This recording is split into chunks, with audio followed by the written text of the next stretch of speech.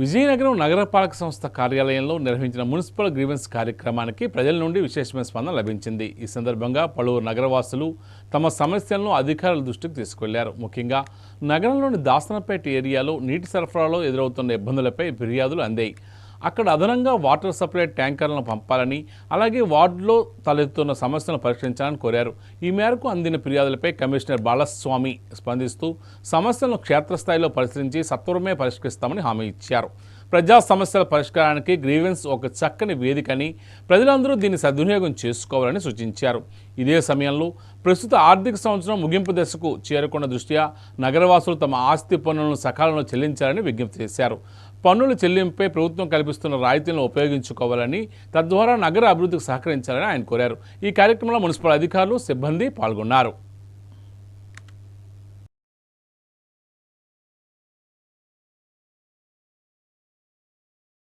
Public grievance redressal system PGRS కింద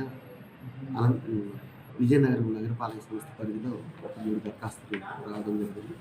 దానిలో ముఖ్యంగా వాటర్ సప్లైకి సంబంధించి నాన్ సర్వేడ్ ఏరియాస్ ఏవైతే ఉన్నాయో వాటిలో ట్యాంకర్ అదనంగా పంపమని ఒక రిక్వెస్ట్, అదేవిధంగా అనాథరైజ్డ్ ఆక్యుపేషన్ రోడ్డు మార్జిన్స్లో అక్కడ ఉన్న వాళ్ళకి ఇబ్బందిగా ఉందన్న ఒక యూసీకి సంబంధించిన ఫిర్యాదు ఒకటి, అదేవిధంగా దాసన్నపేట ఏరియాలో మ్యూటేషన్కి సంబంధించి కుటుంబ సభ్యుల మధ్య బైఫర్కేషన్ చేయాల్సింది ఒకరిగా చేశారని ఫిర్యాదు కూడా తీసుకోవడం జరిగింది. 3 పరిశీలించి చర్య తీసుకోవడం జరుగుతుందని ఈ సందర్భంగా మనం చేస్తున్నాం.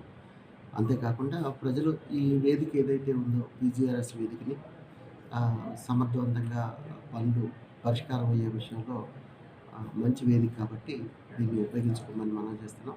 ఇదే సందర్భంలో ఫైనాన్షియల్ ఇయర్ ఎండ్ అవుతూ ఉందండి. మనకి చాలా